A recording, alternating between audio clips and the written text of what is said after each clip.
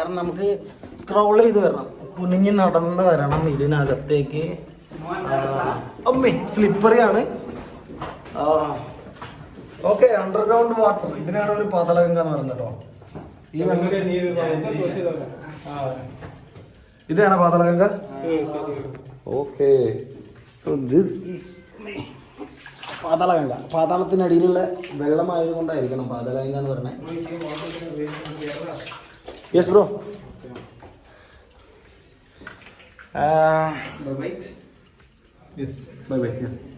ഇതാണ് and all the way north east, Nepal, Bhutan. അപ്പൊ നമ്മുടെ പാതാളഗംഗയിലല്ലേ ആണ് അതെന്തിരിക്കണേ? അതെന്തോ ലിംഗം എന്നൊക്കെ പറഞ്ഞ കാഴ്ച.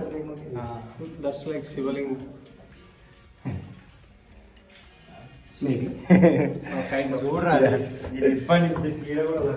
അമ്മേ, അപ്പൊ നമ്മള് തിരിച്ചു വരാം. വീണ്ടും കുനിഞ്ഞ് പാതാളത്തിൽ നിന്ന്. മാവേലിനെ ഒന്നും കണ്ടില്ല പാതാളത്തിൽ. അമ്മേ, ഭയങ്കര സ്ലിപ്പറിയാണ്. അഭിനെ കെയർഫുൾ, ഭയങ്കര സ്ലിപ്പറിയാണ്. ഓക്കെ, ഇനി മുകളിലേക്ക് പോയി നോക്കാം. മുകളിലൊരു 2-3 സ്റ്റെപ്പ് ഉണ്ട്. സ്റ്റെപ്പ് കഴിഞ്ഞാൽ എൻ്റെ അമ്മേ ഇതിനുള്ളിൽ ചെറിയ സോ ഇത് മുകളിലേക്ക് ഒരു സ്പെറിക്കൽ സ്റ്റെപ്പ് ഇട്ട് വെച്ചിട്ടുണ്ട്. ഒന്നും ശ്രദ്ധിച്ച് വേണം. തുരുമ്പെടുത്ത് അങ്ങ് എത്തിയിട്ടുണ്ട്. Very careful. കൈമലൊക്കെ തട്ടിക്കഴിഞ്ഞാൽ വേറെ ഒന്നും വേണ്ട. എടാ ലാസ്റ്റ് സ്റ്റെപ്പ് ഇതില്ല കേട്ടോ, സ്റ്റെപ്പില്ലേ, കാല് പോവേ ഉള്ളിൽ ഇവിടെ. എൻ്റെ മോനെ, ഓ അയ്യോ, പാതാളഗംഗ താഴത്ത്.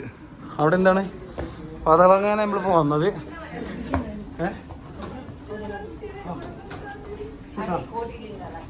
అక్కడ కూడలింగ ఇక్కడ బయటగా. ഓക്കെ, അത് പുറത്തേക്ക് പോകാനുള്ള വഴിയാണ്. ഇതാണ് കോടിലിംഗം. പാതാളഗംഗ താഴെ കഴിഞ്ഞിട്ടുണ്ട്. എൻ്റെ അമ്മേ,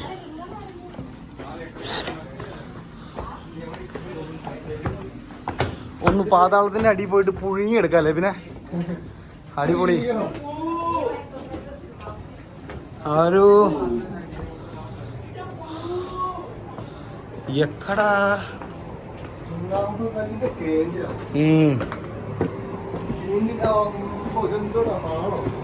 ഓ, ഇന്ന് പാർട്ടി ഹാളും പൊളി മോനെ, വൈബ്. ഓഹോ, എവിടെ കോടിലിംഗം?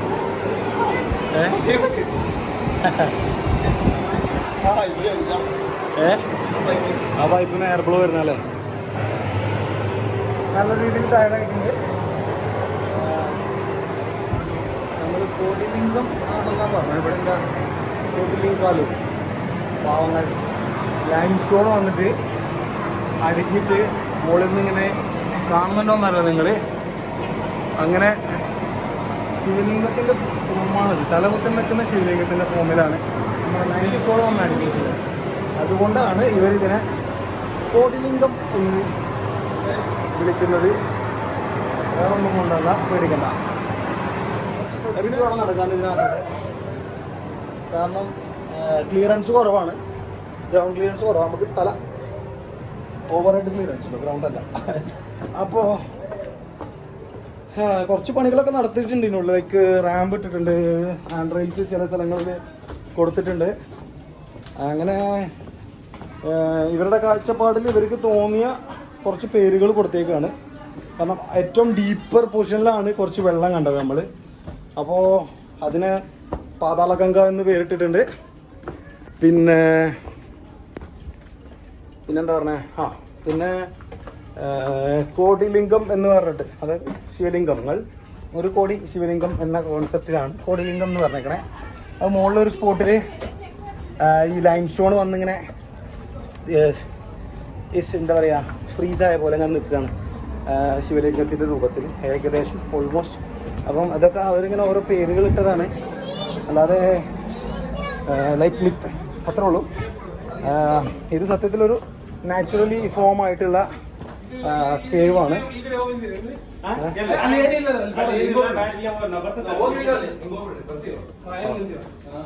മായമന്ദിര അക്കട ಅಲ್ಲೇ ಅಲ್ಲಿ മായാമന്ദിരം ಹೌದಾ അപ്പോൾ അങ്ങനെയാണ് മായാമന്ദിരം ഒന്നുമില്ല കാണാൻ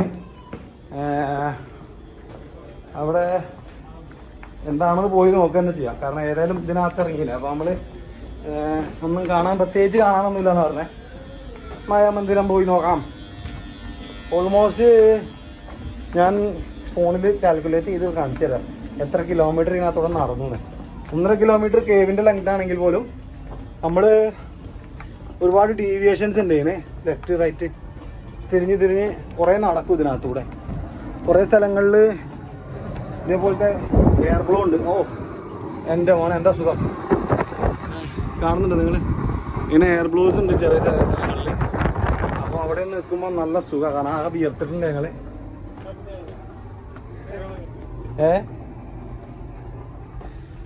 മായാമന്ദിരം തേടിയുള്ള യാത്രയാണ് ഗുഹയ്ക്കകത്തൂടെ അമ്മേ മായാമന്ദിരം എവിടെ മായാമന്ദിരം സോറി ഗൈസ് എനിക്കൊന്നും കാണാൻ പറ്റുന്നില്ല okay so group of peoples are here sitting no problem അപ്പോൾ ഇതാണ് മായാമന്ദിരം എന്ന് പറഞ്ഞത് ലാസ്റ്റ് ഇവിടെ ഒരു എൻഡാണ് ഇതിനൊക്കെ അവരുടെ ഒരു ആഗ്രഹം ഒരു ഫോട്ടോ എടുത്തു കൊടുക്കണമെന്ന് ചോദിച്ചു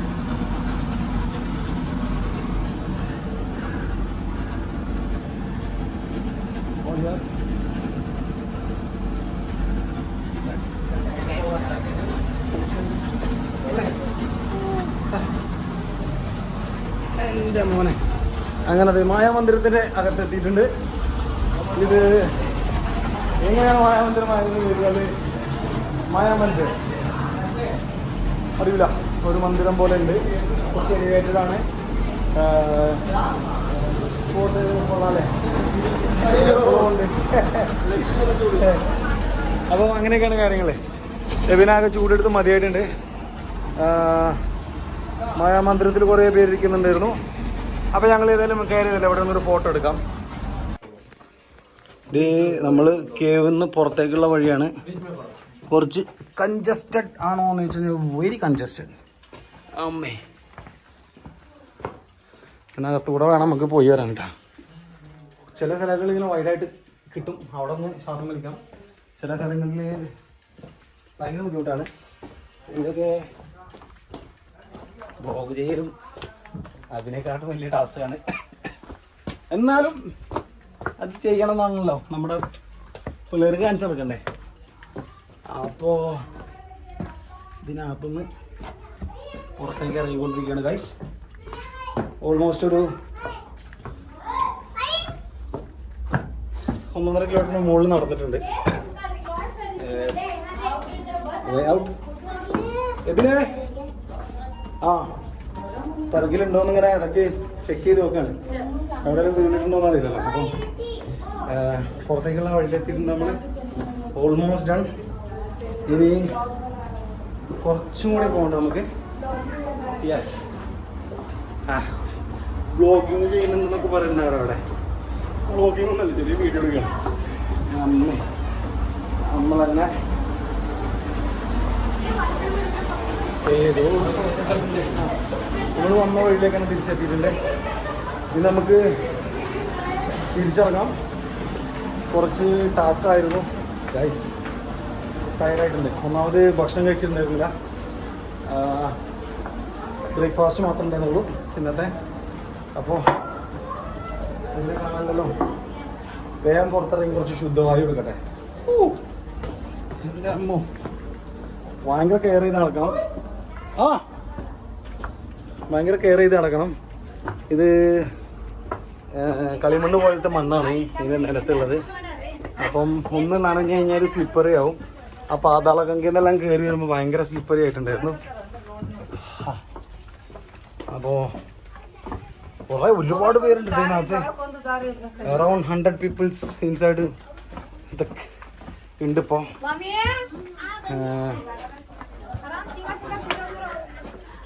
കാണുന്നുണ്ടോയെന്നറിയില്ല കാരണം ഞാൻ 0.5 ഫ്ലാഷ് ഓൺ ആക്കി ക്യാമറ തിരിച്ചു പിടിച്ചേക്കാണ്.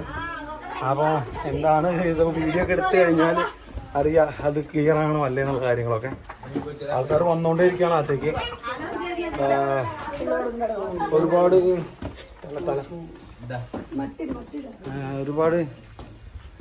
അയ്യോ ആൾക്കാർ വന്നുകൊണ്ടിരിക്കുന്നുണ്ട്. കുഞ്ഞു കുട്ടികളും വയസ്സായവരൊക്കെ വരുന്നുണ്ട്. നമ്മളങ്ങനെ പുറത്തേക്ക് എത്തിക്കൊണ്ടിരിക്കുകയാണ് എന്ന് വിശ്വസിക്കുന്നു. സ്റ്റെപ്പ് എത്തിയിട്ടുണ്ട്. നമ്മൾ കയറി വന്ന സ്റ്റെപ്പാണെന്ന് തോന്നുന്നു. നമ്മളെ കൂടെ ഗുഹയിലേക്ക് ഇറങ്ങിയപ്പോൾ തൊട്ടുണ്ട് ഒരു കർണാടകയിൽ നിന്നുള്ള ബ്രദറാണ്. പേര് ಬಸವರಾಜ್ ಅಂತ ನಮ್ಮ ಬ್ರದರ್.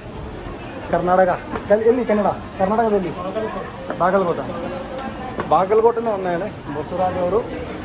അപ്പോൾ അയ്യോ ഔട്ട് എവിടെ ഔട്ട് യെസ് ഔട്ട്. അപ്പോൾ പുള്ളിക്കാരൊരു ഞങ്ങളൊപ്പം വഴി തെറ്റി അങ്ങനെ നടക്കേണ്ടത് കുറേ നേരം. യെസ് നമ്മൾ പുറത്തേക്ക് ഇതിനകത്തേക്ക് എൻ്റർ ആകുമ്പോൾ തന്നെ ഉള്ള ഒരു വലിയൊരു സ്പേസാണത്.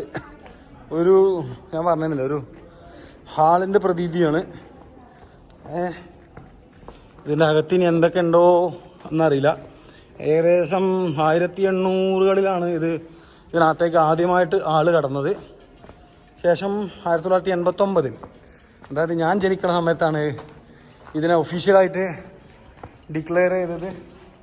ഇത് നമ്മളുടെ വിലയേറിയ ഒരു നാച്ചുറൽ ഹെറിറ്റേജ് ആണ് എന്ന് ഡിക്ലെയർ ചെയ്തത് ഏകദേശം 10-32 കൊല്ലം മുന്നെയാണ്. 31 കൊല്ലം യുനെസ്കോയില്ല. അങ്ങനെ അല്ല ഇത് ഇതല്ലല്ലോ, എന്താ പറയുക, ആർക്കിയോളജിക്കൽ അല്ലല്ലോ ഇത്. നാച്ചുറൽ ആർക്കിയോളജി ആക്കാൻ പറ്റില്ലല്ലോ. അത് നാച്ചുറലി ഫോം ആയതുള്ള സംഭവം അല്ലേ. അങ്ങനെ ഗൈസ് നമ്മൾ പുറത്തേക്ക് നടന്നുകൊണ്ടിരിക്കുകയാണ്. നല്ല രീതിയിൽ ക്ഷീണിച്ചിട്ടുണ്ട്. പാതാളഗംഗയും പാദസരത്തിൻ്റെ കിലുക്കൊക്കെ കേൾക്കാം അല്ലേ. ചിക്കൻ ബിരിയാണി ഒന്നും പറയല്ല മോനെ. ഇനി എന്ന് തിന്നാനാവോ മര്യാദയ്ക്ക് ചിക്കൻ ബിരിയാണി. ഹൈദരാബാദിലും പോകുന്നില്ല, അല്ലെങ്കിൽ അവിടെ പോയിട്ട് നമ്മുടെ ബാവർച്ചിയോ അല്ലെങ്കിൽ പാരഡൈസോ ഒക്കെ കഴിക്കായിരുന്നു. ഇതിൽ അങ്ങോട്ട് പോകുന്നില്ലാത്ത കൊണ്ട് വെറുതെ ബിരിയാണീൻ്റെ പേരൊന്നും വന്ന് കൊതിപ്പിക്കല്ലേ. സോ ഗൈസ് നമ്മളങ്ങനെ ബെല്ലം കേവ്സിൻ്റെ അകത്ത് നിന്നും പുറത്ത് കടന്നുകൊണ്ടിരിക്കുകയാണ്. അയ്യോ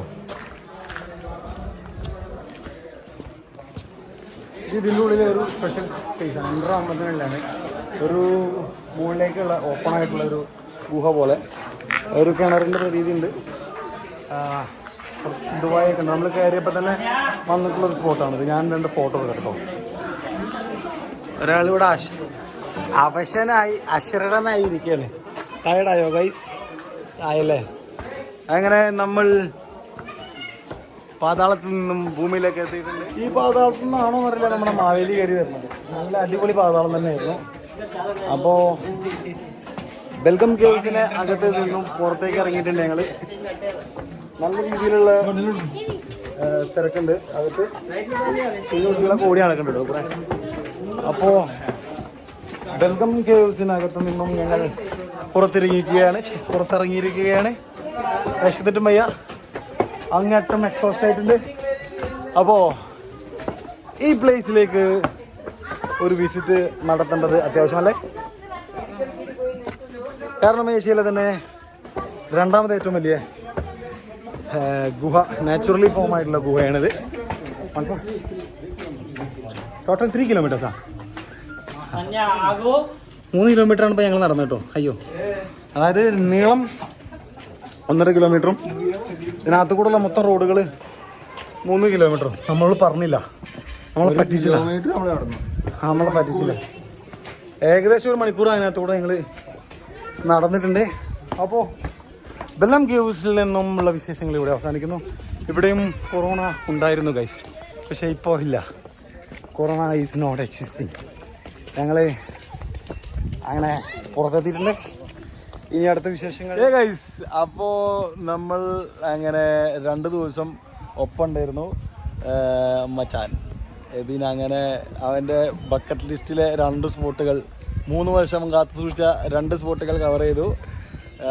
ഞങ്ങളങ്ങനെ ബെല്ലം കേവ്സ് നിന്ന് വിട പറയുകയാണ്. എബിൻ ബാംഗ്ലൂരിലേക്ക് 300 കിലോമീറ്റർ ഉണ്ട് അല്ലേ? 300 കിലോമീറ്റർ. എത്ര മണിക്കൂർ കൊടുക്കും? 8 മണിക്കൂർ?